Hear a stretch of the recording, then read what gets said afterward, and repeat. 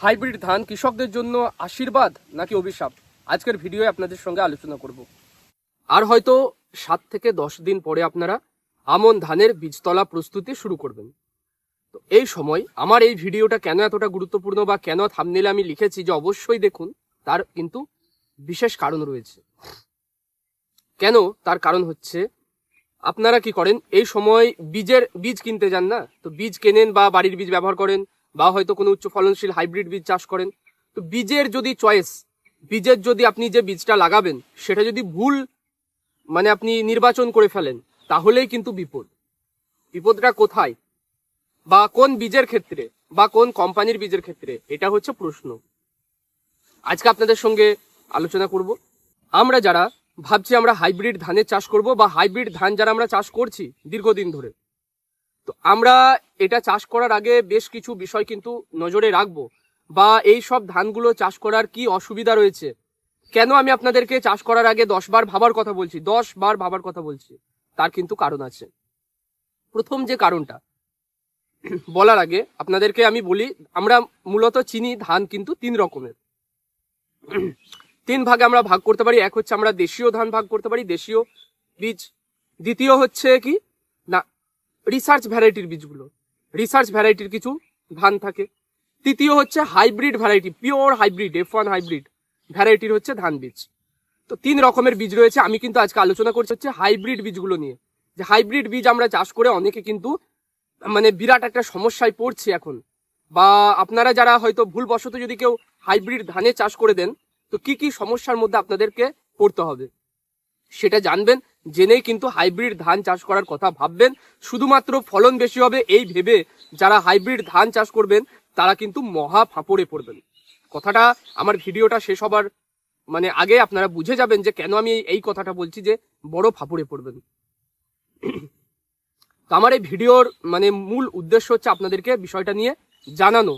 এই নয় যে কোনো হাইব্রিড বীজের কোম্পানি বা কোনো বীজ কোম্পানিকে ডিফেম করা নয়, সম্পূর্ণটা হচ্ছে এডুকেশনাল পারপাসেস। আপনারা জিনিসটা জানবেন, জিনিসটাকে আপনারা বুঝবেন, বুঝে আপনারা পর্যালোচনা করবেন, এবং যদি মনে হয় যে আমার পয়েন্টগুলো পেরিয়ে গিয়ে আপনাদের ধানটা চাষ করার কথা আপনারা যদি ভাবেন তাহলে করবেন। আর যদি ভাবেন যে না, এতগুলো যখন ড্রব্যাকস রয়েছে, এতগুলো যখন সমস্যা রয়েছে, আমরা ধানটা চাষ করব না, সেটাও আপনার ব্যক্তিগত মতামত। প্রথম যে পয়েন্টটা, যে কেন আমরা হাইব্রিড ধানের চাষ করব না বা করার আগে আমরা এই বিষয়টা জানবো, সেটা হচ্ছে আপনারা দেখবেন হাইব্রিড ধান চাষ করেছেন, ফলন বেশি হয়েছে, ধান বেশি তুলেছেন, বিক্রি যখন করতে যাবেন না, তখন কিন্তু চোখের জলে নাকের জলে হয়ে যায়। এমন পশ্চিমবঙ্গের এমন অনেক জায়গা রয়েছে যেখানে এখনো কিন্তু হাইব্রিড ধানের বিক্রি বাটা নেই। ফোরেরা হাইব্রিড ধান কিনতে চায় না, ধানের দানা দেখেই কিন্তু তারা চলে যায় যে এই ধান আমাদের লোকালে বিক্রির উপযুক্ত নয়।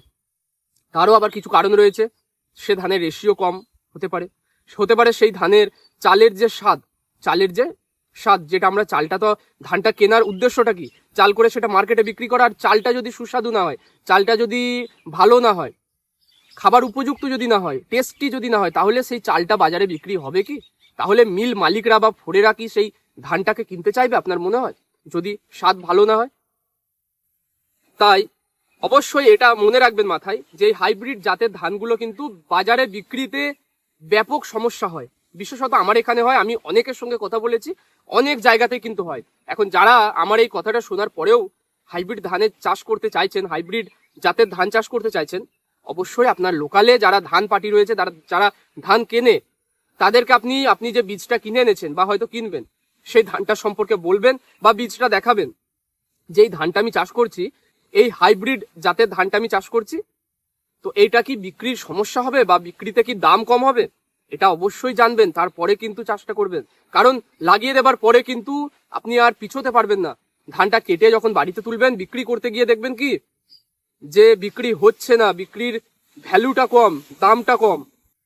দ্বিতীয় যে বিষয়টা, দ্বিতীয় পয়েন্টটা হচ্ছে এই ধানের, হাইব্রিড ধানের কিন্তু দাম অনেক কম। নর্মালি আপনি একটা লাল স্বর্ণ ধানের চাষ করছেন, তার উঠতি মুখে তার দাম হচ্ছে 1100 থেকে 1150 টাকা প্রতি 60 কেজির বস্তা।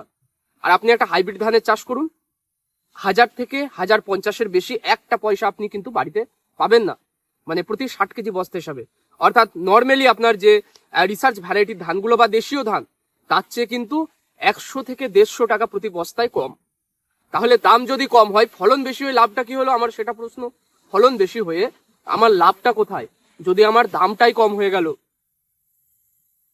তো এই একটা বিষয় রয়েছে। তৃতীয় যে পয়েন্টটা সেটা কি জানেন, সেটা হচ্ছে এইসব ধানগুলো না একদম পারফেক্ট ওয়েদার চাই, ভালো ওয়েদার চাই। যদি ধরুন খরার পরিস্থিতি হলো, ভালো বৃষ্টি হলো না, বা হয়তো মানে চারিদিকে রোগ পোকার আক্রমণ বেশি হচ্ছে, রোগ পোকার আক্রমণটা বেশি হয়ে গেছে, তখন কি দেখবেন এর কিন্তু স্ট্রেস নেওয়ার ক্ষমতাটা কম। এর এর হচ্ছে প্রতিকূল পরিবেশে নিজেকে মানিয়ে নেওয়া বা প্রতিকূল পরিবেশে নিজেকে বাঁচিয়ে রাখার ক্ষমতাটা কম। হতে পারে রোগ প্রতিরোধ ক্ষমতা বেশি, মানে হয়তো কম পরিমাণে বিএলবি লাগে বা কম পরিমাণে খোলা পচা লাগে, কিন্তু আমি কি বলতে চাইছি, প্রতিকূল পরিবেশে বেঁচে থাকার যে ক্ষমতাটা, নিজের যে স্ট্রেংথ, সেটা কিন্তু কম।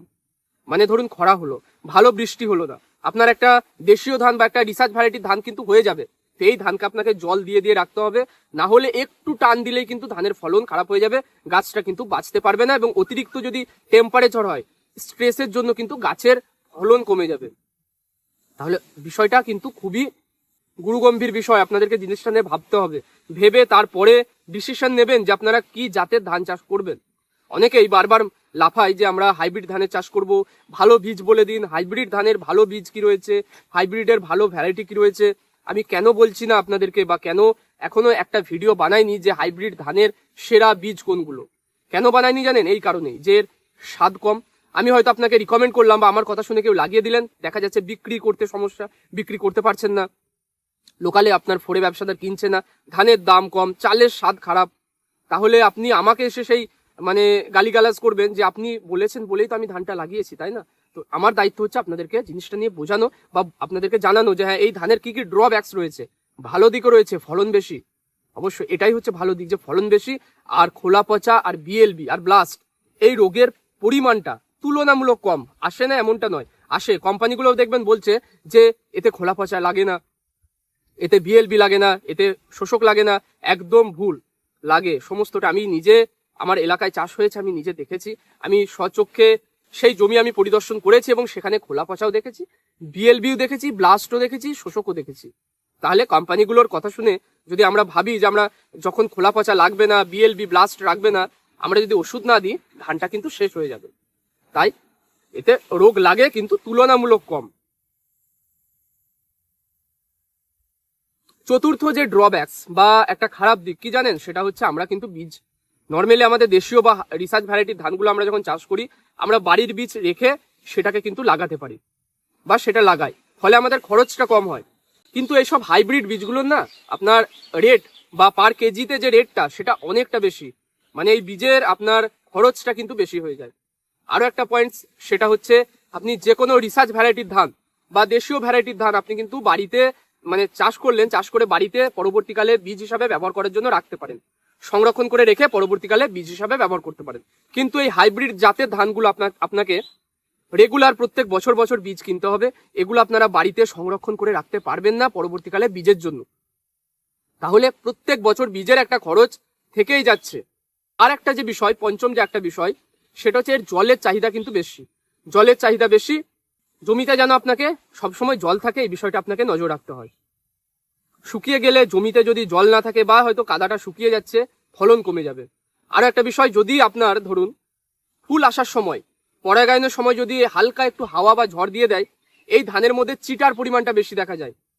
এইসব ধান চাষে কিন্তু খরচও বেশি, বিশেষ করে ওষুধ খরচটা বেশি। ভালো মানের ভালো দামি কীটনাশক আপনাকে ব্যবহার করতে হয়, দামি ছত্রাকনাশক ব্যবহার করতে হয়, না হলে এই ধানের রোগ পোকার আক্রমণটা আবার বেড়ে যায়। তাই অনেকগুলো আপনাকে ড্রব্যাকস বললাম, অনেকগুলো কিন্তু খারাপ দিক রয়েছে, যেগুলো আপনারা না জেনে যদি চাষ করে দেন, তাতে করে কিন্তু আপনার পরবর্তীকালে আপনাকে কিন্তু মাথায় হাত দিয়ে বসে থাকতে হবে। তাহলে এই সমস্ত ড্রব্যাকস বা নেগেটিভ পয়েন্টসগুলো কাটিয়ে যারা ধানটাকে চাষ করার ইচ্ছা রাখেন তারা অবশ্যই করবেন, আর যারা পারবেন না, যাদের সমস্যা হতে পারে এই সব পয়েন্টসগুলো নিয়ে, তাদের জন্য তো রয়েছে লাল স্বর্ণ। আমি আশা করছি এই ভিডিওটা থেকে আপনাদের কিছু উপকার আসবে, আমি আপনাদের কিছু কাজে লাগতে পেরেছি। যদি কাজে লাগতে পেরেছি বা এই ভিডিওটা আপনাদের কাছে হেল্পফুল বলে মনে হয়, বা হয়তো আপনি হাইব্রিড ধানে চাষ করতে যাচ্ছিলেন, এই বিষয়গুলো না জেনে আপনাকে আমি হয়তো বাঁচিয়ে দিলাম, অবশ্যই একটা লাইক করবেন। আপনাদের একটা লাইক আমাকে অনেক বেশি উৎসাহিত করে এবং এইভাবেই আপনাদের জন্য ভিডিও বানিয়ে যাওয়ার উৎসাহ আমাকে দিয়ে থাকে। তো অবশ্যই ভিডিওগুলো লাইক করবেন, চাষি বন্ধুদের মধ্যে শেয়ার করবেন, আর অবশ্যই চ্যানেলটা সাবস্ক্রাইব করবেন। এগ্রি ট্যাকটিক্স আপনাদের জন্য ভিডিও বানাই, অবশ্যই সাবস্ক্রাইব করবেন, আর ভালো লাগলে শেয়ার করে ছড়িয়ে দেবেন। আজকে এখানে শেষ করছি, দেখা হবে আপনাদের সঙ্গে পরের ভিডিও।